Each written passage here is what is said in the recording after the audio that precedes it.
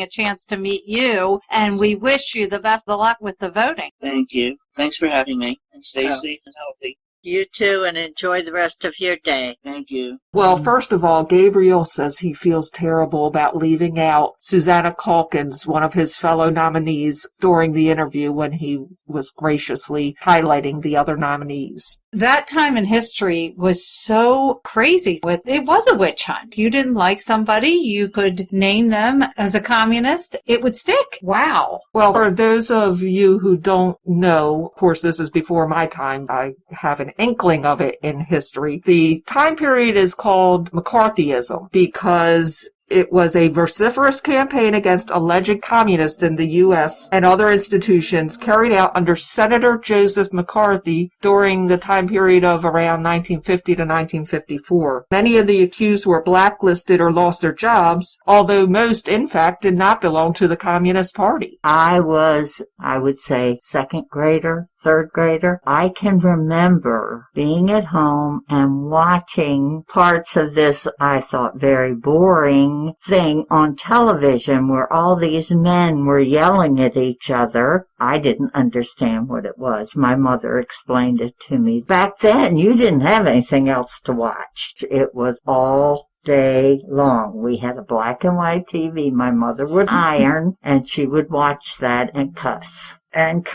She said, that man is a dangerous man, and I can remember that very clearly. Like I say, I didn't understand what was going on. After I grew up and read about these things, I can remember seeing Humphrey Bogart, Lucille Ball, and I can remember seeing quite a few actors brought before this committee and being accused of being communists. Well, Charlie Chaplin, he lost his entire career. He was actually exiled from the country. And a lot of these people went to communist meetings. They were interesting. They wanted to hear what was going on. Well, it's kind of like history does repeat itself. We have that going on right now with socialism, with some of the candidates wanting to have health care. So people back then were as interested in how other countries did it. Some of those countries were thriving, so they were interested. Doesn't mean that they were signing up, giving it all to them. Not at all. But they had people watching these meetings, and if you showed up, even as a curious person, you were put on a list, and you had to prove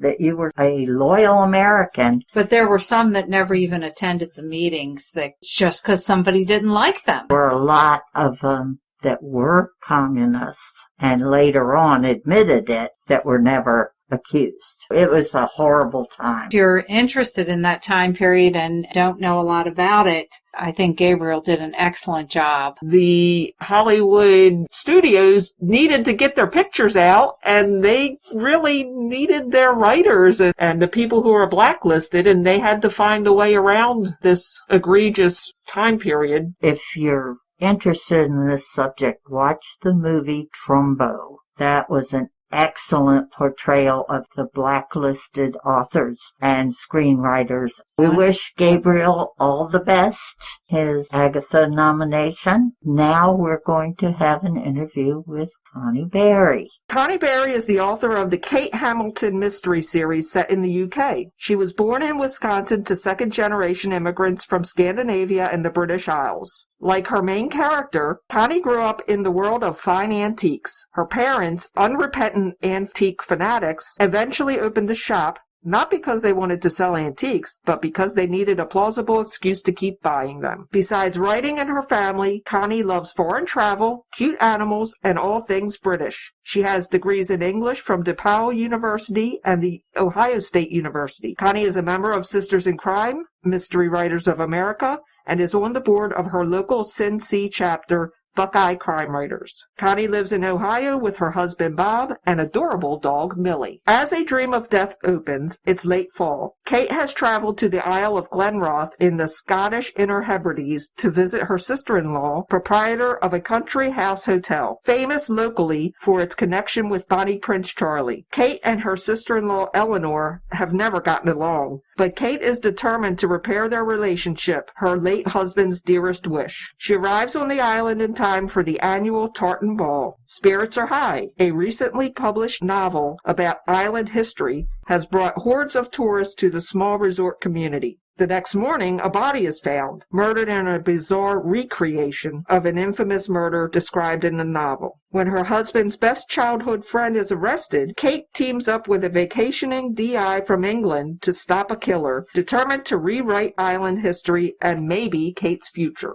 We would like to welcome Connie Berry to the program. She is the author of A Dream of Death.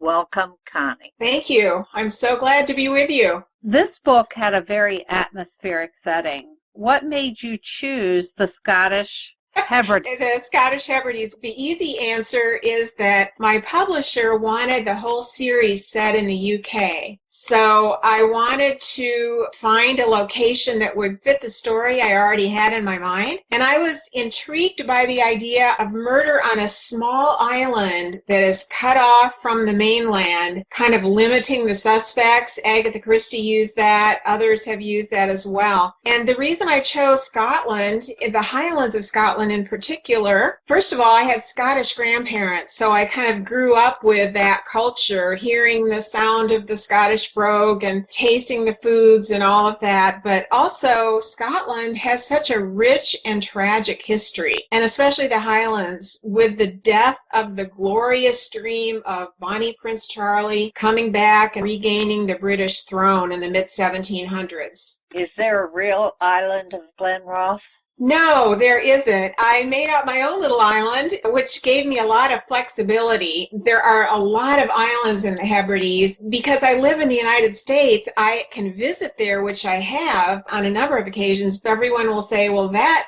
restaurant isn't that close to that port or whatever it might happen to be. But there are a lot of small islands in the Hebrides, and the Isle of Glenroth would definitely fit right in. It's kind of a smaller version of the Isle of Skye. The history of Glenroth House tells the sad story of heartbreak, abuse, and madness. What drew you to center your story around such a dark history? My protagonist, Kate, is an antique dealer. Antique dealers know that every object has a past and has a story to tell from the past for those who are willing to listen. And I've always been intrigued by history and also by the way people deal with their own personal histories. Every character in A Dream of Death, including Kate, is dealing in some way with their own personal history, some more successfully than others. The history of that part of the world is dark and tragic. Kate is a very smart and energetic protagonist in this book. Is she based on a real person?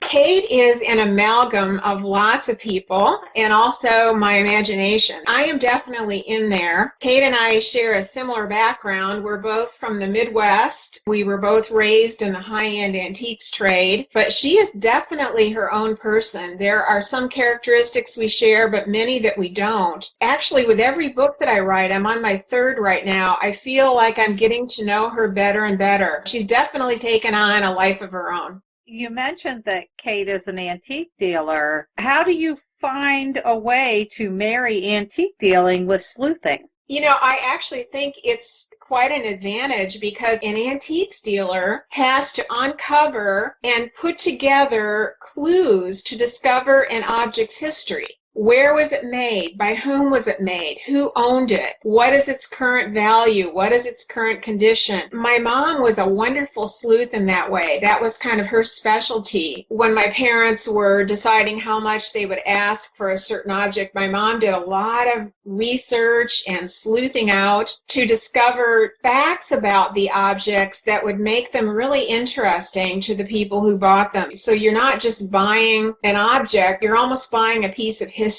The one challenge that I have is the terminology of antiques. I don't think a lot of people are familiar with that terminology. So what I have to do is to figure out how to weave those little bits of explanation into the story in a natural way. So it's not like I'm trying to educate someone. It just comes out naturally. You've quoted, "History in the British Isles is never more than an inch deep." And that's the underlying theme in your books. Are there any historical events you would like to use as a backdrop for a future book? Oh, there are so many. My books aren't historicals because they take place in the current day, but history plays a part in every one of them. And I think that antiques are a way of bringing history into the present. The book that I'm writing right now and the previous one, which is book 2, are both set in Suffolk, England. And that is a fascinating part of England. Very few people go there. It has the history of the Anglo-Saxon culture that was thriving well before the Norman invasion in 1066. And right now I'm bringing in the Doomsday Book, which is one of the most famous ancient manuscripts in English. It's a kind of a census that was taken at the end of the life of William the Conqueror, and it shows both those cultures, the Norman culture and the Anglo-Saxon culture, kind of existing side by side. And some of the villages no longer exist, or they just exist in remnant. I think what I would love to do sometime is write a book about one of these, they're called ghost villages, where they were once thriving and filled with people and had a wonderful history, but for one reason or another, they no longer exist. Maybe they were decimated by the plague and the ones who were left moved out. Some villages were taken over by the military in World War II. Everybody just had to leave and the village was taken as maybe a shelling site. But I've always thought, what if a murder took place in one of those ghost villages and it was never solved, but now it comes back to haunt the present? Sounds fascinating. Yeah.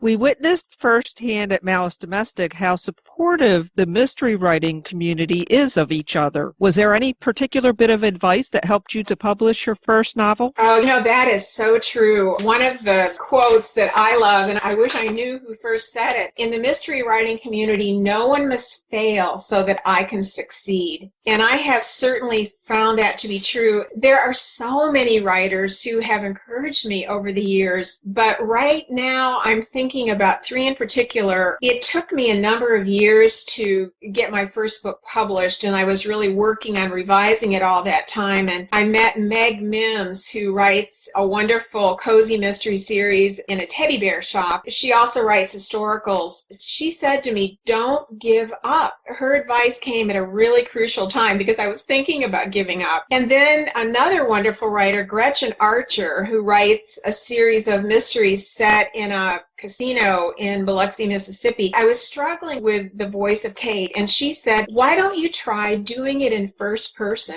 And I decided that I would give it a try, and that's when I found Kate's voice. She really came to life for me when I wrote it out in first person. And then finally one other, Hank Philippi Ryan, who helps all writers and is so generous with her advice and help and encouragement. I was in the middle of revision, and I had to cut out about 20,000 words. In a class that I was in, she said, take out everything that isn't the book.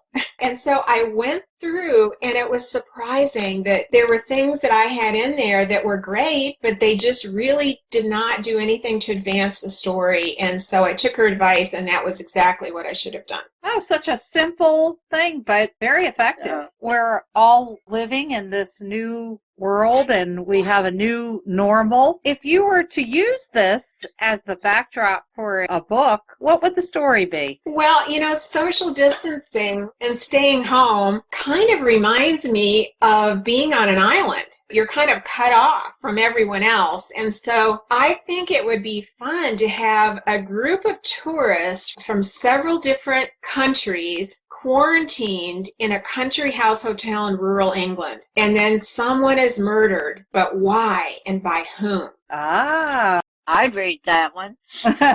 there you go. That's interesting, Connie, because I was actually supposed to travel to Ecuador. Where I was supposed to be in the Amazon. If I had gone, I would have been in the Amazon rainforest in a lodge. I canceled the trip because I really was going to go. But just to think about what would have happened. Actually, my husband and I were supposed to be going to England at the last part of March, early part of April. It was a research trip for my 4th book. For a while, we didn't know if we were going or not. He said, what if we're stranded in England?